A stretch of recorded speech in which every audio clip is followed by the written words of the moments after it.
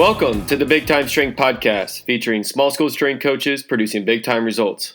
On behalf of myself, Coach Gage Rosier, and co-host Coach Preston Peterson, I'd like to thank you for tuning in to today's show. Before we get to today's episode, I'd like to recognize our amazing sponsors who allow us to bring this podcast to you for free. Our first sponsor is TeamBuildr. TeamBuildr is the leading software for high schools and colleges by providing coaches the ability to write programs online, generate over 13 reports, and even train athletes remotely for side income. Right now, if you sign up with code BigTime, you will receive a free APRE programming template, which works automatically within TeamBuildr. No more spreadsheets and workout cards to track training maxes that change day by day. Automate your programming without outsourcing your programming with TeamBuildr.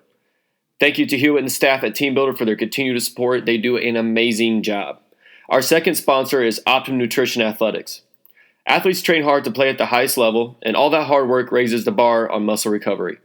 Optimum Nutrition's athletics program has industry-leading products that can help. Protein is key to muscle recovery, and Gold Standard 100% Whey, the world's best-selling whey protein powder, provides 24 grams of protein that mixes easily just using a spoon and a glass. Gold Standard 100% Whey is made in Optimum Nutrition's state-of-the-art facilities in Aurora, Illinois, and is banned substance tested by Informed Choice. Through Optimum Nutrition's athletic program, you can also get Pro Gainer for big athletes looking to become even bigger, and ready-to-eat protein snacks including Protein Crisp bars, cake bites, wafers, and almonds. After dominating the sports nutrition industry for over 30 years, newly created Optimum Nutrition Athletics brings that same trust and quality that knows how to put convenient options for protein in the hands of athletes who desire to become bigger, stronger, and better at their sport.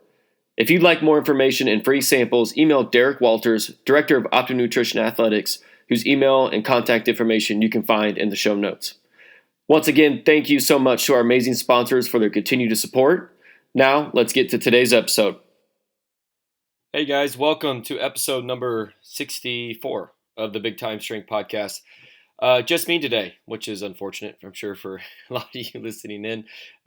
Just to be straight up honest with you guys, life got to me last couple weeks. I was sick. My wife was sick. We're rolling, full teams, full schedule in the weight room right now, and I just didn't have a chance to get an interview done with the coach. But next week, Coach Preston will be back with you for another coach interview, and I'll have one in 2 weeks. So on that note, if you haven't listened to Coach Preston's interview with Coach John McKenna last week, please make sure you turn into that podcast because Preston did a great job, number one, with the interview, but Coach McKenna is awesome. Legend in the field.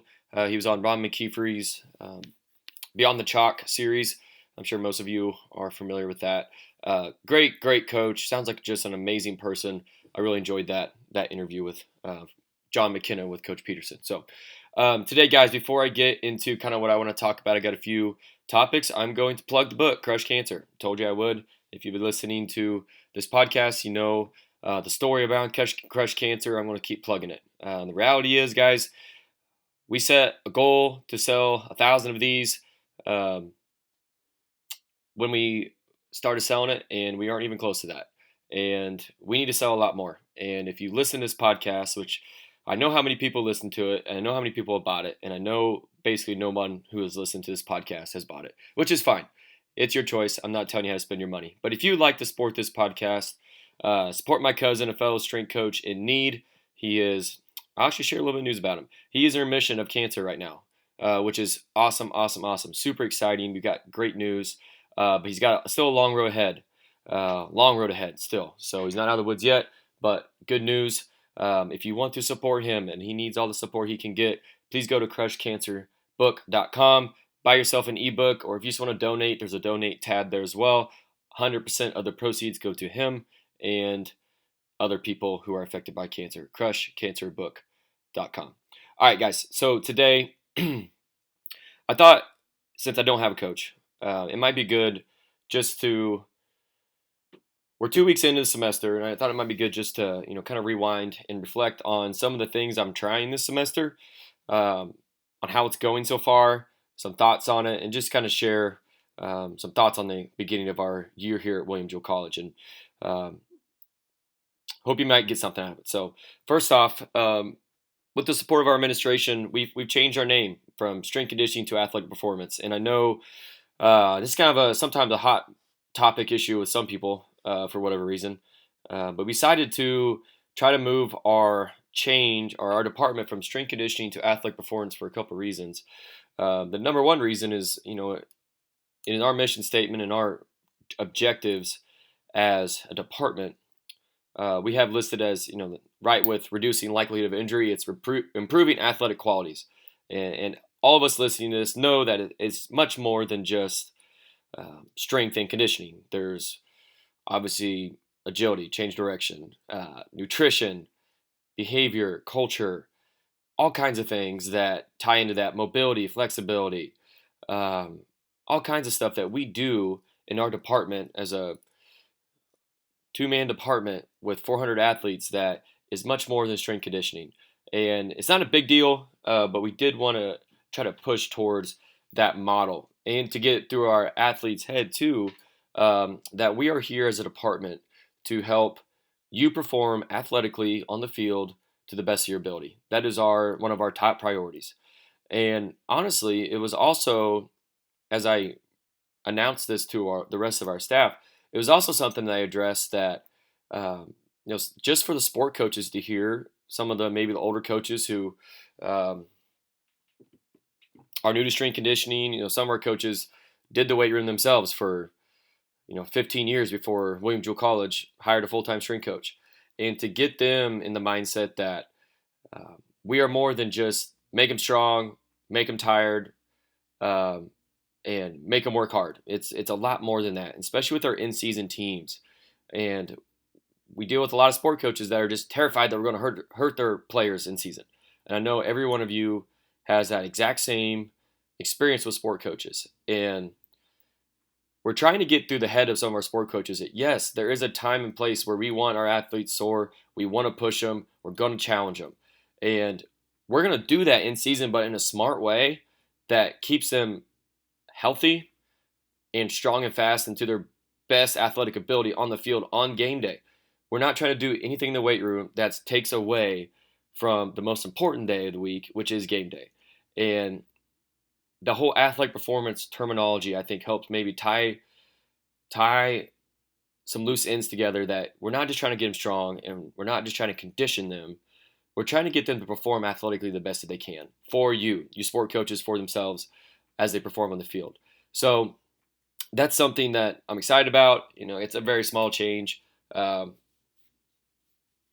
I think it does signify kind of what we stand for as a department and the message we're trying to send to our athletes and our coaches, that we are here to serve more than just have our athletes move a lot of weight on their backs or whatever and to run them to death. That's not what we're trying to do. Again, it's time and place for that, but it's much, much more than just that. All right, next thing I want to talk about is just the general format of what we're trying to do within our daily sessions. So I've been digging into Mike Robertson's stuff quite a bit. I think his website's robertsontrainingsystem.com, something like that. He has a great podcast too. You might look him up. But he has an approach called R7. And basically I'm guessing the R stands for Robertson. 7 things, kind of boxes they want to check every time they have an athlete come in. And I don't have the specific order right in front of me, but it's readiness, it's release, it's resistance training, it's reactive, it's all these things that they want to try to do each day with their athletes. And we've taken that model and we actually added an R8, so we call it R8, which we've added refuels, which are nutrition curriculum, to the end of that nutrition education we do with our athletes. But what we're doing with this model now is kind of tying back into athletic performance. I think the previous 3 years here at William Jewell College, we've been a little bit more pushed to just the weight room side of the spectrum and not doing enough, sprint, agility, true agility, change direction, plyo type work with our athletes, especially the teams where, because of schedules and staffing, we don't get to necessarily do an additional day where typically people would do that. So to fight that a little bit, or to change our, not necessarily our philosophy, but just our approach to that a little bit, is we've got this R7 approach where every day our athletes come in, they're going to be doing something a little bit more athletic, you might say, field work based, you might say. So they're going to be doing jumps or throws. They're going to do some type of sprint probably. They're going to do some type of change direction or agility drill. And we're pushing out of the weight room a little bit and spending more time doing some of those things and less time in the room. And quick story, the main reason why I went to this is we have a couple of our athletes that are very strong in the weight room, very strong for their position, for their sport, just absolute killers. They're fantastic. When you put them in situations where they have to run or react against somebody, there's multiple things in play, but they can't process it, they can't move, and they just get smoked all the time. And I'm tired of seeing there's no point of us doing all this really big weight room work and trying to get 5 to 10 pounds stronger when that's not their weakness. And we kind of see that as a general trend across a lot of our teams, a lot of our athletes. So just an example of what a typical day might look like. I'll just, off the top of my head, I'm talking about football groups we had this morning.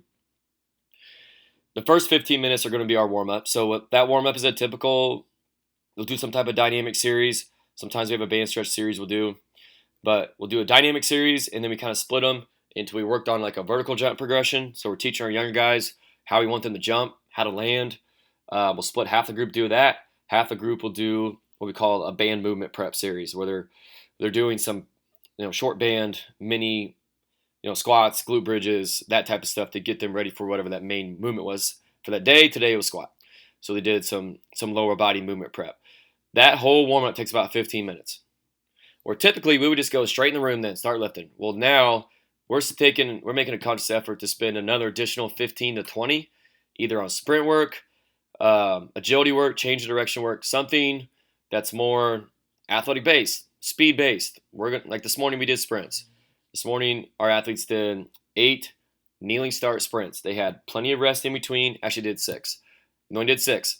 6 about 15, maybe 20-ish yard sprints where it was a kneeling start, full on, max effort, best you got. They got about 2 minutes in between, plenty of time in between for break, and we're trying to make them faster. And then we went to the room and we lifted, and the lift took about probably 30 minutes, 25 to 30 minutes, and then they finished with a little conditioning type work at the end where we did some band resisted sprints. And the whole lift takes about an hour 5, hour 10 minutes. And that's on the long end. A lot of our teams will be out of there in an hour. But that's a big switch for us from typically we just get down the warm-up and go lift, and we might hit sprint work, we might not, we usually didn't. And we decided as a department that our athletes need to be put in a little bit more athletic positions and make them react agility-wise a lot more than we are right now. And we're going to see if it pays off. I'm excited about it. I think it's gone well so far. I've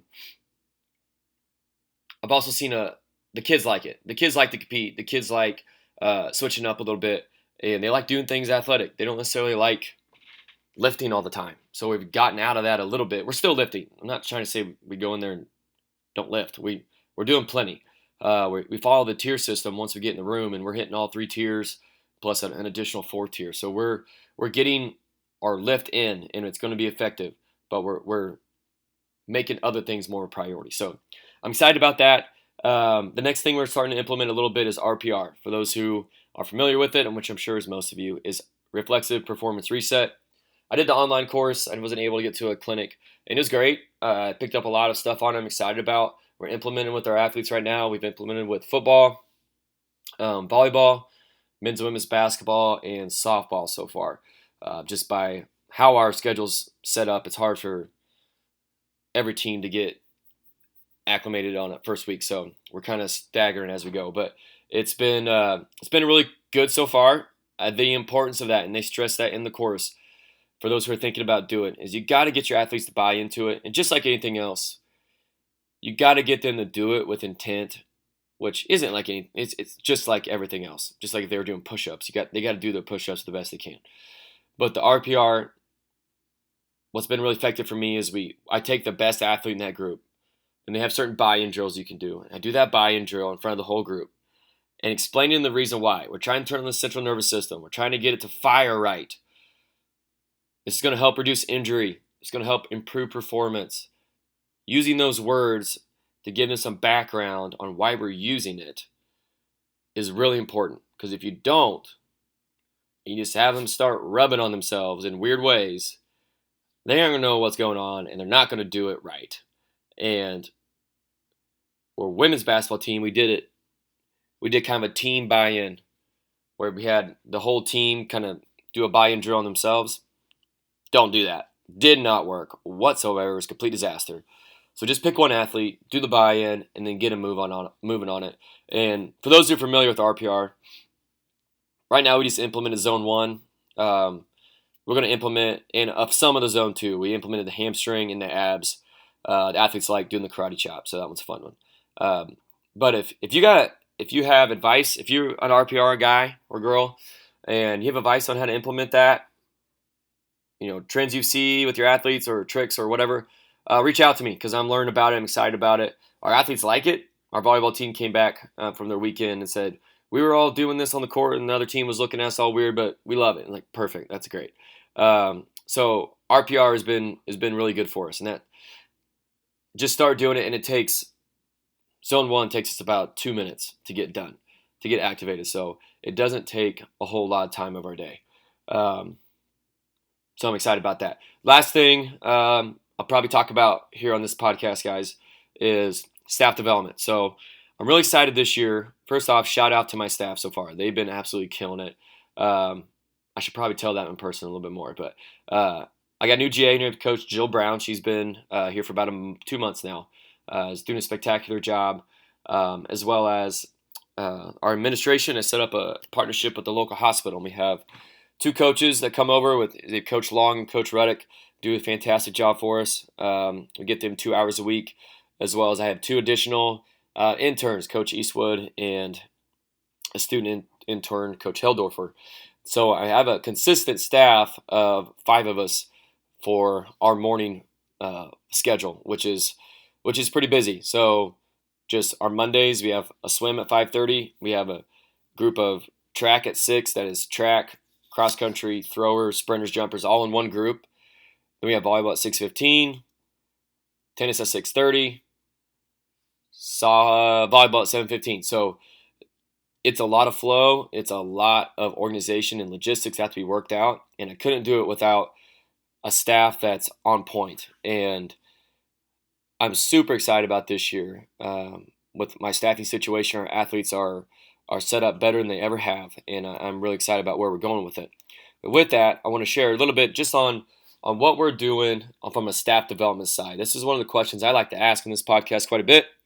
I'm always interested to see how other coaches who have staff kind of develop their staff and some ideas on that. So my plan for this semester with my staff is with our staff meetings, my GA and the 2 interns. And kind of typically we're going to have a little programming project. We're going to take them step by step on how you write a program for a team.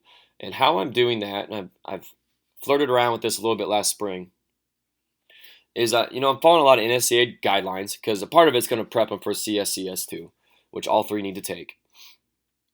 Excuse me. So I'm following along those guidelines, but I'm also trying to give them some real world, or at least my experience on how I've done certain things when writing a program. So just an example, last week, we talked about, if you ask most coaches, what's the first step in writing a program? They say needs analysis. Great. Okay. So we went through needs analysis on what the NSCA says a needs analysis is. Perfect. That's cool. But then I said, okay, so you're not necessarily ready to write a program yet. So you got your needs analysis, but even before, next step would be like exercise selection. 100%. How I do things anyway. You guys might do it different, but what I found is before you can even do that, you need to have an understanding of the team, what we got from the needs analysis. But there's some other things that I don't think the NSCA talks about in their book anyway. I have been a while since I read it. You got some other things to figure out. So I'm trying to take them through this concept of getting them to think just outside that textbook. And one of the main things is important dates. Okay, so you have your semester. What are the important dates in there? Where are the holidays? Where's Labor Day? Who's going to take those days off? Who's going to lift those days? Will your team lift? Will they not? Where's fall break if you have it? Where's Thanksgiving break if you have it? Where are the school days? At Jewel, we had this weird thing called advising day. I'd never heard it before, and it's basically 2 random days late in the semester that we give our kids the whole day off so they can meet with their advisors because they can't, I don't know, they can't meet with on their own time. I don't know. But they have advising day. So that was a new thing that I had to know about because a lot of athletes will, or a lot of coaches will give their kids the lift that day off as well. So learning important dates because we've all rode a cycle, or at least I can speak for you, I guess, for me. Rode a cycle, we're going to max out this week. And then we get there and like, oh, this is Thanksgiving break. Great. Can't do that. Or a fall break or an advising week or whatever it is. So you got to have those important dates on when your teams will be and will not be training. That includes competition dates too. Working with fall teams, softball and baseball right now. Some teams have those fall games, just like a football have a spring game. Do you need to consider those? Does the coach care if you consider those or not? So think about some of those things, important dates. Another thing, and I did this in the spring. I don't think I'm going to get to it this fall. I don't think it's going to work out. But I have them set up a pre-training, pre-semester meeting with the sport coach that they're theoretically signed to write a program for. So if my intern has volleyball, I have them set up a quote-unquote fake meeting, or meeting. I guess I don't have to say quote-unquote if it's fake.